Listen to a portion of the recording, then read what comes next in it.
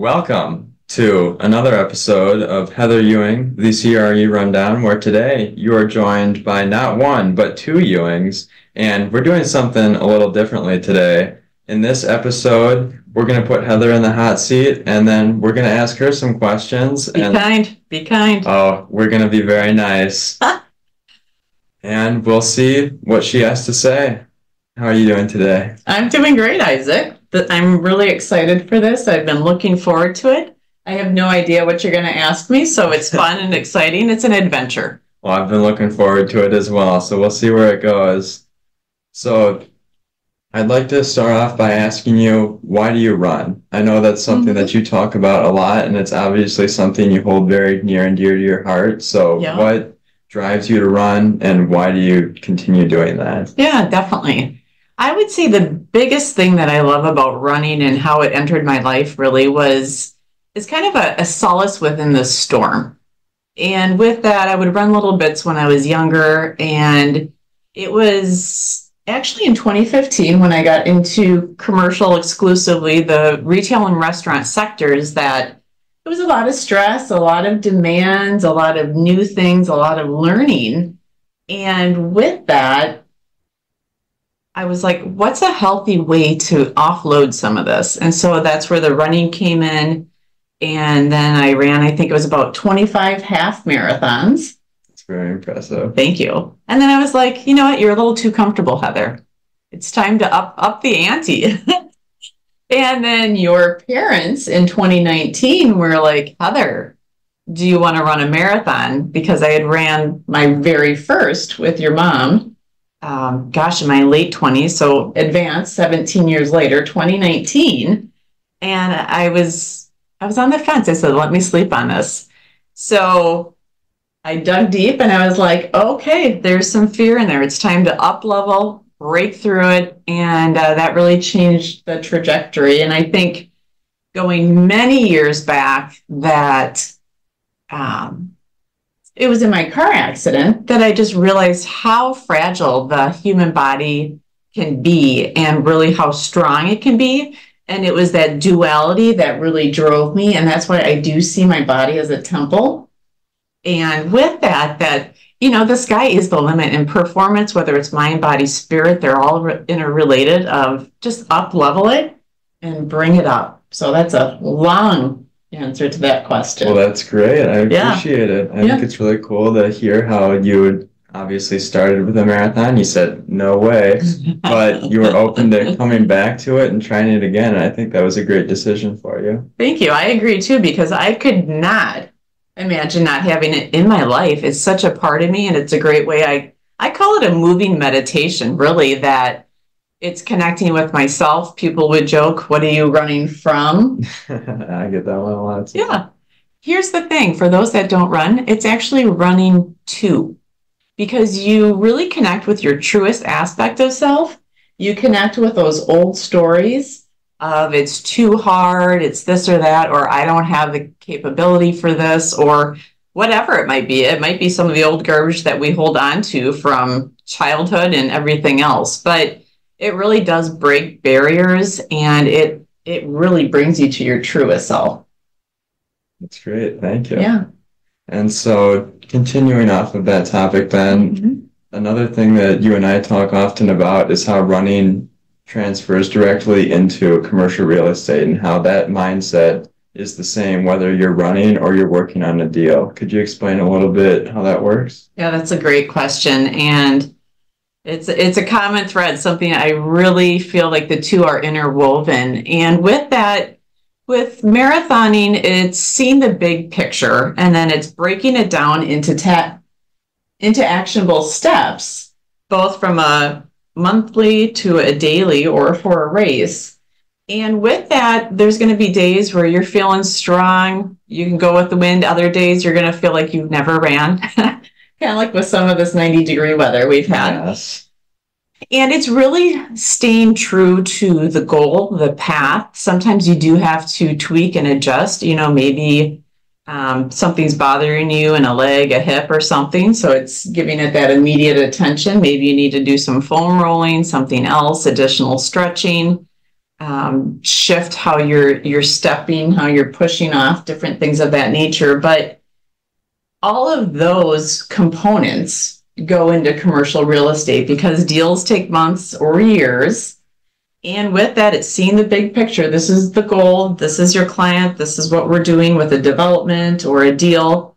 And it's breaking it down into the sections of the architect, the contractor, the zoning, the build out, all of these different facets, municipal approvals, patio approvals, alcohol, you get the drift of breaking it down and moving towards it. And in commercial real estate, like marathoning or running, is that there is inevitably something that pops up that you need to adjust to. So it's keeping the right mindset. And for me, that marathoning, the mindset, it's so much mindset. Because what you tell yourself is what transfers through in your words, actions, and your body. And in bringing those deals across the finish line, it feels great because you're fulfilling someone's dream.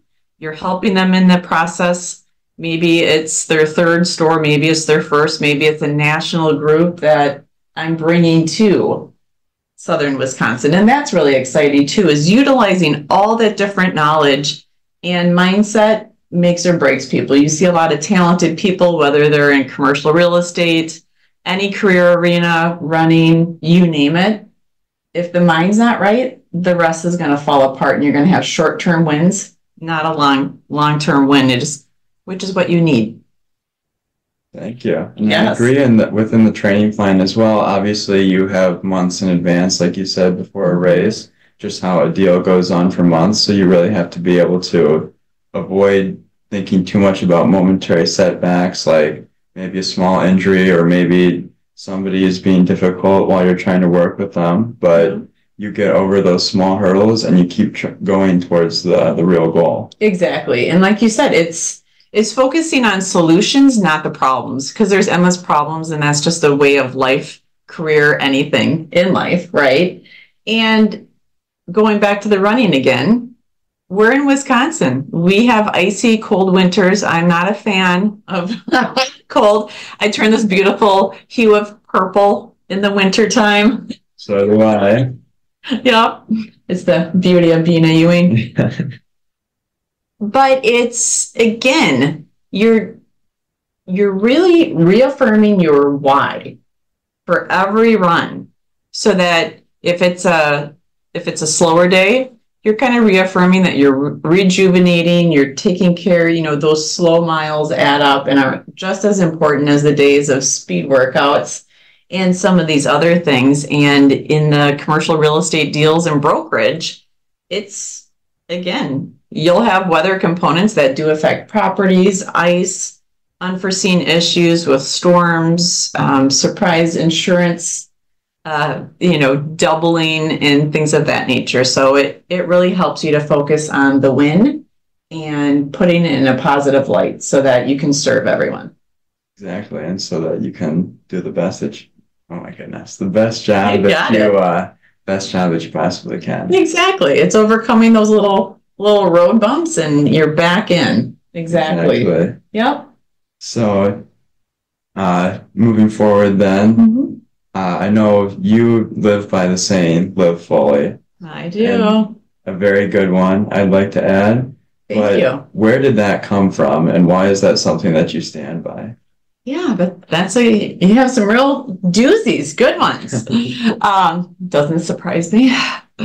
But so living fully, that came again, you'll notice so many things go back to my car accident in my early 20s. And with that, I realized that, I have been given a second chance at life, and it's really meant to prosper, not only for myself, but also other people, of how can I bring out their best and how can I revolutionize things that I work in so that people are living fully. And I think it's really a self-excavation, and it's asking those bigger questions. Who am I? What do I want to do? What's my purpose? How do I best serve people? And how do you really lift it up? And I think it's easy to get stuck in the noise and the stress and the emails and the messaging and everything else and trying to live up to other people's standards, that until you dig deep and find within what speaks to your heart, who you are, and how you can best help, that you can live a good life, but it's not going to be full.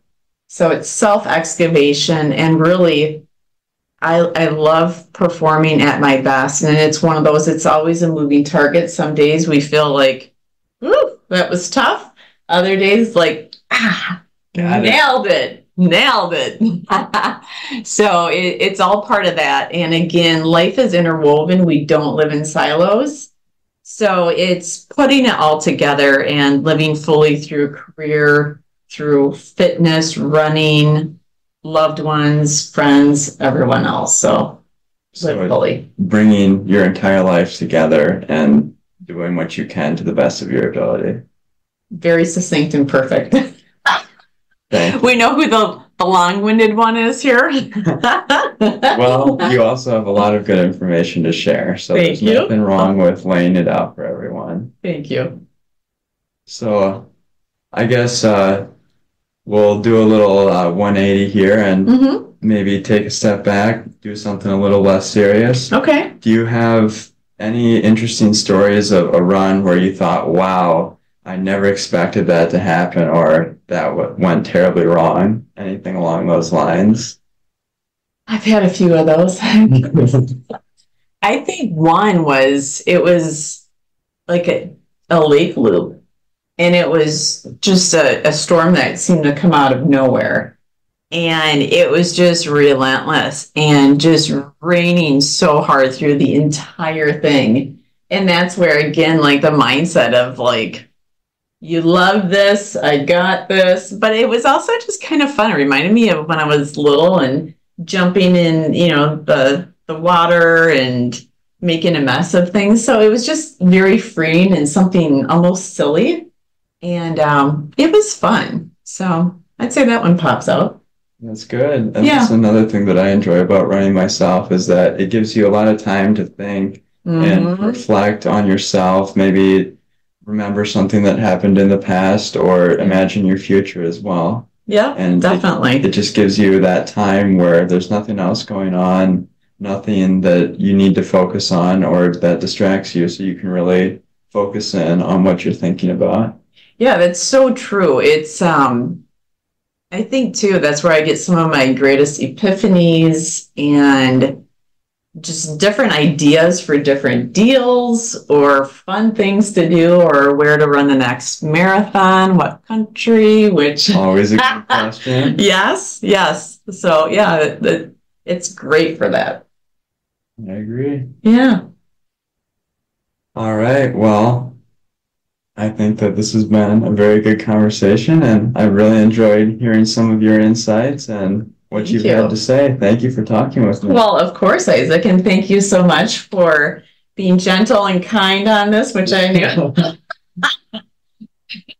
And you did a great job. Thank you. This is fantastic. And I think we need him to do more podcasts. What do you guys think? Maybe. I think maybe next time you'll have to put me in the hot seat so I can hold up to your standards. Oh, you did a great job as host. So, folks, I think he's offering. Would you say yes? We'll see. Yeah. Maybe we'll tune in from school one day. Not in class, but during the school year as a surprise. What do you think? I think that would be a great idea. All right. Great job. Thank you. And we'll see you in the next episode of Heather Ewing, the CRE Rundown. Thank you for listening.